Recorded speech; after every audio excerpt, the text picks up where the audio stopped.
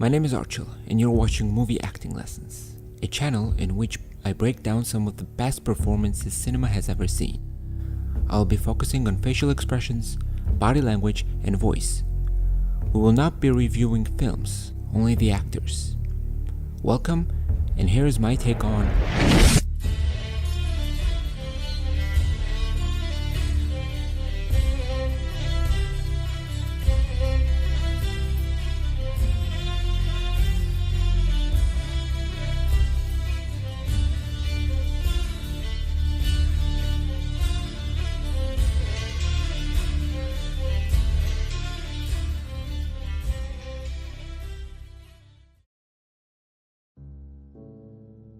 We will start with body language, or speaking without sound.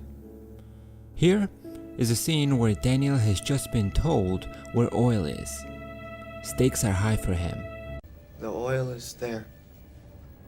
I'm telling you. I want to go now, so... Oh, you can stay tonight. No, I want to go now. I want to leave. Listen, Paul. If I travel all the way up there and I find that you've been lying to me, I'm going to find you and I'm going to take more than my money back. Now let's go back a little bit and see that handshake one more time. First, let's look at how Daniel raises his hand up. Paul hesitates, but he has no choice. Daniel grabs Paul's hand and pulls it towards him by basically saying, "I own you." Here are other examples of handshake in the movie. First, we see how Daniel shakes Abel's hand. Daniel tries to be very likable here, as he wants to buy the land, which is full of oil. But at the same time, he doesn't want to be seen as an enemy.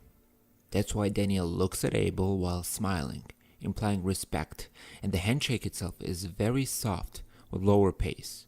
Daniel's handshake here says this: "I'm a friend." And here Daniel meets Eli, Abel's son. Eli is the first to introduce himself, but there is something that Daniel doesn't like in him. Look how Daniel exaggerates his handshake by grabbing Eli's hand with force.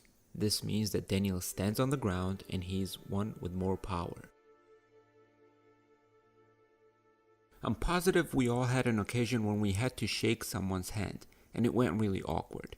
Well, here Daniel is forced to shake his hand with another businessman whom he dislikes, and we can see that by Daniel not looking at him. His handshake says, "Leave me alone." Another manipulative form of body language is touching. Let's see how Daniel uses it to make Abel sell him the land.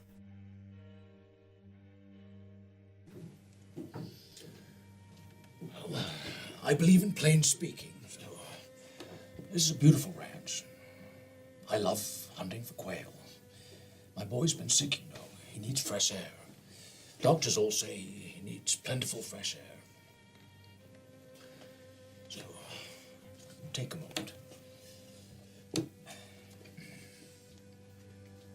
is it that brought you here, sir? The good Lord's guidance. Now, of course, within About that, our we're oil. going to develop a lease.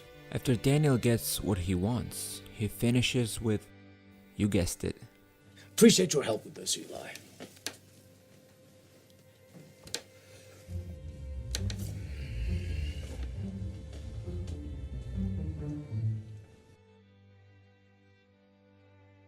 In their book Body Language, Alan and Barbara Pease write about different handshakes, one of which is with palm down, and it represents domination. They also say that person with more power has his hand on top. We saw how Daniel does this. He has an upper hand. But Paul finds a way to shake Daniel's hand in a way that his hand is on top. Daniel can't stand it and takes his hand back. And here's the real life example where having a palm down gesture means dominance.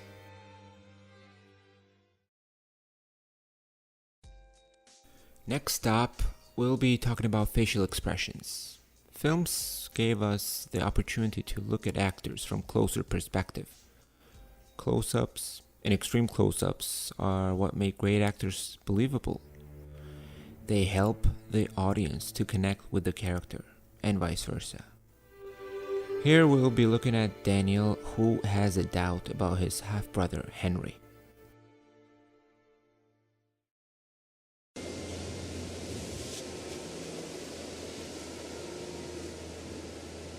We can eat and get some women. Take him to the Peachtree Dance. I say get liquored up and take him to the Peachtree Dance. Yeah.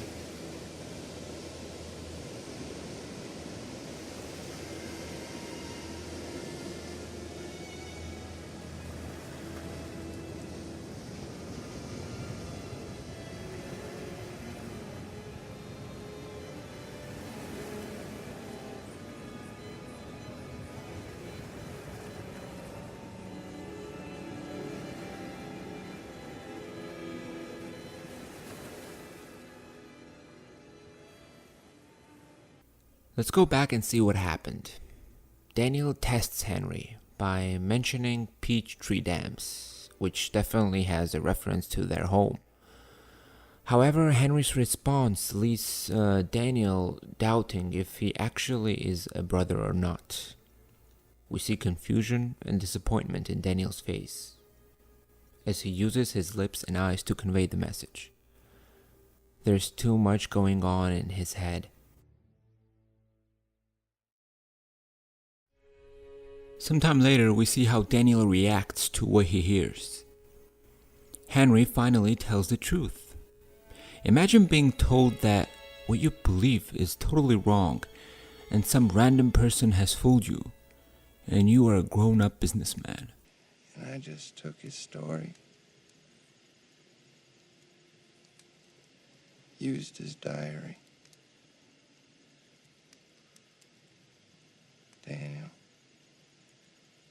Daniel, I'm your friend.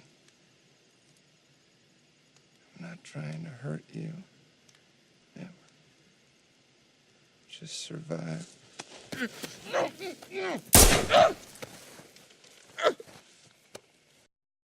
Daniel portrays his rage that we see in one shot, because it is totally enough. He's not even moving this time.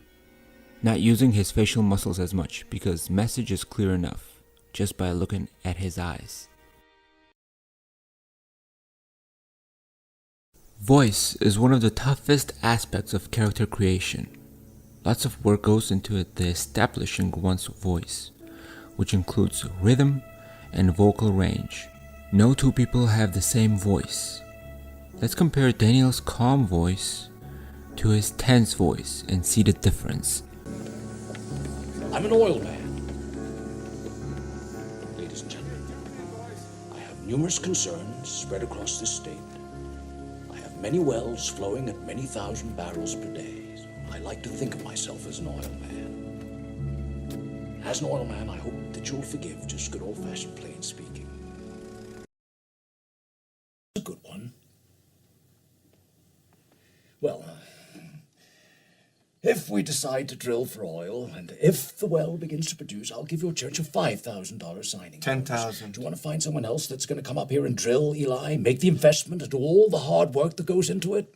I can just as easily hunt for quail on another ranch as I can here, so no, I'll happily be a supporter of your church for as long as I can.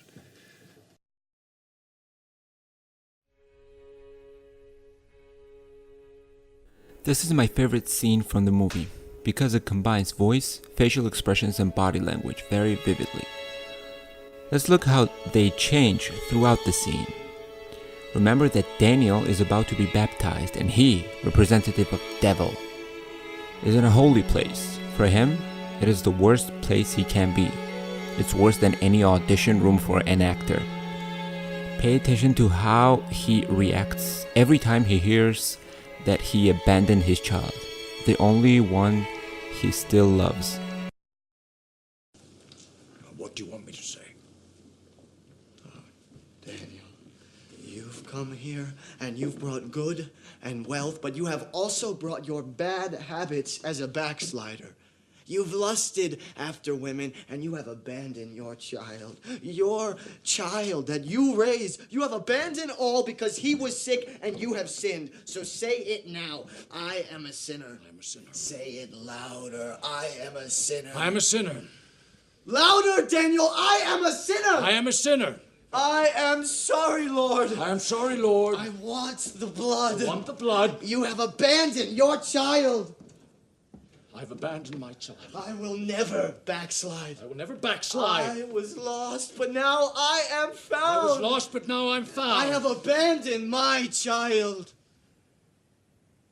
Say it. I've abandoned my child. Say it louder. Say it louder. I've abandoned my child! I've abandoned my child! I've abandoned my boy! Beg for the blood. Give me the blood, Eli. Let me get out of here. Give me the blood, Lord, and let me get away. Do you accept Jesus Christ as your Lord and Savior? Yes, I do. Get out of here, devil! Out, devil! Out, sin! Do you accept the Church of the Third Revelation as your spiritual God?